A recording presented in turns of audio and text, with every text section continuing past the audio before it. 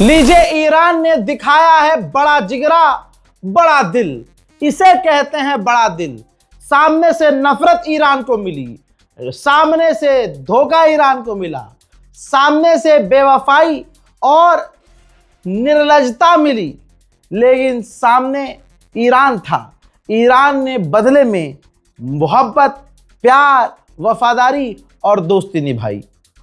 आज पहली बार इस जंग के दौरान ईरान के एम्बेसडर जो भारत के अंदर हैं, उन्होंने ऐलान किया और कहा कि माननीय भारत के जो प्रधानमंत्री मोदी जी हैं, इनसे हमारे रिश्ते, ईरान के रिश्ते यानी पेजेश्कियान गवर्नमेंट के रिश्ते काफ़ी अच्छे हैं, बहुत फ्रेंडली रिश्ते हैं। समझ रहे हैं आप? और आगे उन्होंने कहा कि भारत के जहाज़ों को निकालने के लिए अपने रास्ते से, समुद्र के रास्ते से, हम प्रोग्राम बना रहे हैं, प्लानिंग कर रहे हैं कि सेफली, बल्कि एक रिपोर्ट दिखा देता हूं आपको। ये देखिए हजरात, ये देखिए अल जजीरा के अंदर छप गई है खबर कि भारत के जहाज़ों को स्ट्रेट हॉर्मूज से निकलने में ईरान खुद मदद करेगा, ईरान अपनी नेवी प्रोवाइड करेगा, सिक्योरिटी देगा। ठीक, अब आते हैं भारत में मौजूद ईरान के एम्बेसडर के बयान पर। उन्होंने कहा कि 4 से 5 मरतबा भारत के विदेश मंत्रालय के द्वारा, विदेश मंत्री के द्वारा हमारे विदेश मंत्री से फोन पर लगातार बात हुई है। वी हैव गुड कॉन्टैक्ट्स, बहुत अच्छे रिश्ते हैं, कॉन्टैक्ट हमारे अच्छे हैं। और उन्होंने आगे ये भी ऐलान किया, जो सबसे बड़ा ऐलान है, कि हमारे विदेश मंत्री ने भारत को उन 5 देशों में रखा है जो ईरान के बेहतरीन दोस्त हैं। अल्लाह अकबर। अब कम से कम यहां तो हिंदू समुदाय थोड़ी शर्म कर ले कि आप मुसलमान होने की वजह से कितनी नफरत फैलाएंगे आप हमारे खिलाफ। ठीक है, आप हिंदुस्तान के मुसलमानों के खिलाफ नफरत फैलाते हैं, फैलाइए, लेकिन इस जंग में जिस तरह से आप इजराइल का साथ दे रहे थे, कहां मुंह दिखाओगे अब? सामने तो वफादार दोस्त निकला भाई, वफादार दोस्त। सुनिए एक बयान छोटा सा। You know that our foreign minister named India in the 5 countries as a friend for. Yes. America के डेमोक्रेटिक सेनेटर ने कहा है कि डोनाल्ड ट्रंप की जो ये महंगी जंग है, ये अपने मुल्क अमेरिका में महंगाई और बेरोजगारी बढ़ा रही है। गुलाबी सुअर को पहले ब्रिटेन ने झटका दिया, फिर ऑस्ट्रेलिया ने, अब जापान ने। जापान ने कहा कि अभी हमने कोई फैसला नहीं किया है कि स्ट्रेट ऑफ हॉर्मूज में अपने हम माइन क्लीनर्स भेजें या वॉरशिप भेजें या अपनी फौज भेजें, हमने अभी कुछ डिसाइड नहीं किया। मेरे दोस्तों, ईरान के अंदर आधिकारिक तौर से कई इलाकों में पिछले 45 दिनों से इंटरनेट बंद है। क्या कह रहा हूं? कई इलाकों में, पूरे इलाके में नहीं। लोग वीपीएन इस्तेमाल कर रहे हैं, जो भी ईरान में सिस्टम होगा 2 नंबर वाला या होगा कोई ऑप्शन, सेकेंडरी ऑप्शन, वो इस्तेमाल कर रहे होंगे। लेकिन कुछ इलाकों में 45 दिन हो चुके हैं इंटरनेट बंद है। ईरान को लेकर पाकिस्तान के प्रधानमंत्री शहबाज शरीफ ने जापान की पीएम से फोन पर बात की है। मेरे दोस्तों, ईरान ने कहा है कि अभी तक हम इस पूरी 40 से 45 दिन की जंग में 1000 लोगों को जैसे तैसे जिंदा मलबे से बचा कर निकाला है। लीजिए, रूस का ही बयान आ गया। रशिया ने क्लियर कह दिया, क्रिमिनल ने, कि ये जो बैरिकेड लगा रहा है अमेरिका स्ट्रेट ऑफ हॉर्मूज में, इससे ईरान पर फर्क नहीं पड़ेगा, बल्कि मार्केट पर ही फर्क पड़ेगा और हर चीज महंगी होगी। वहीं फ्रांस और ब्रिटेन मल्टी नेशन प्रोग्राम बना रहे हैं कि कई सारे देशों को मिलकर स्ट्रेट ऑफ हॉर्मूज पर बात करने के लिए ईरान को मजबूर किया जाए। फ्रांस और ब्रिटेन सैनिक नहीं उतारना चाहते, फौज नहीं उतारना चाहते।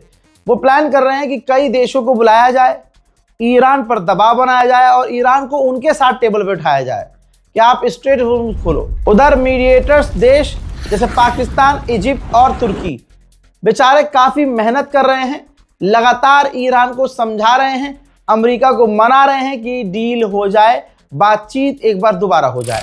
अब एक खबर है, उसका मैं प्रूफ नहीं दूंगा और आज तक का रिकॉर्ड है इस 45 दिन में जो कहा है वो हुआ है ना। सुनिए, ईरान ने कहा है कि सीज फायर के बाद से हमने बैलिस्टिक मिसाइल के प्रोडक्शन को तेज कर दिया है। हम भारी मात्रा में मिसाइल्स बना रहे हैं, हम उससे ज़्यादा मात्रा में ड्रोन प्रोड्यूस कर रहे हैं। अगर जंग होती है तो मज़ा हम दोबारा चखाएंगे। उधर ईरान के जुडिशरी चीफ ने कहा है कि जिन लोगों ने देश से गद्दारी की, अमेरिका इजराइल के इशारे पर मुल्क में आतंक फैलाया और अपने मुल्क से गद्दारी की, उनके खिलाफ हम बहुत जल्द सज़ा सुनाने वाले हैं।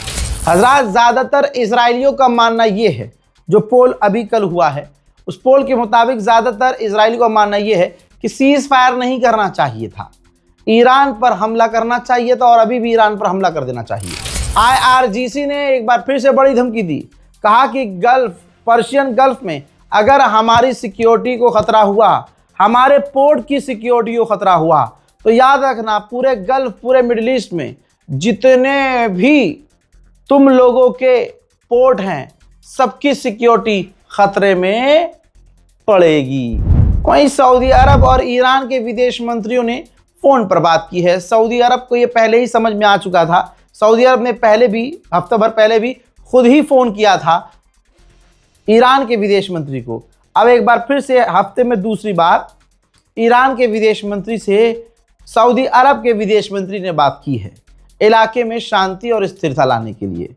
चलो, देर आए दुरुस्त तो आए। हजरात, सऊदी का नुकसान भी तो हो रहा है। सऊदी जो चाइना को तेल बेचता था जिस लेवल पर, अब वो आधा भी नहीं बेच पा रहा है चाइना, क्योंकि इतना प्रोड्यूस सऊदी अरब कर ही नहीं रहा है तेल।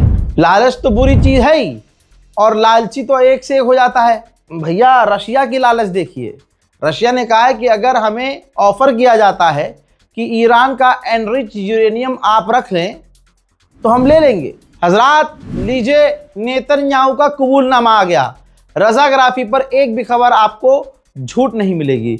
हमने आपको बताया था कि ईरान ने कहा है कि बातचीत के दौरान, बीच में ही मीटिंग के दौरान, जेडी वेंस को फोन आया नेतन्याहू का।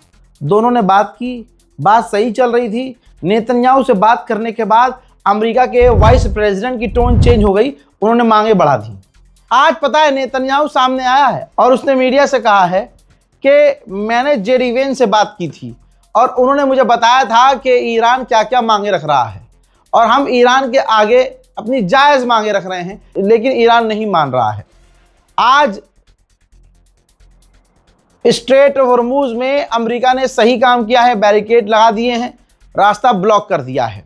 और मैं ये क्लियर कर दूं कि ईरान का सीज फायर कभी भी ख़त्म हो सकता है। ईरान आर्मी ने ये कहा है कि ये जो ब्लॉकेज किया है अमेरिका ने, ये पायरेसी है, इसकी कोई ज़रूरत यहाँ है नहीं, न इसका कोई फ़ायदा होगा अमेरिका को। सोचिए, अमेरिका के पूर्व विदेश मंत्री कितनी बड़ी बात कह रहे हैं, वो भी नेशनल मीडिया पर, इंटरनेशनल मीडिया पर आकर।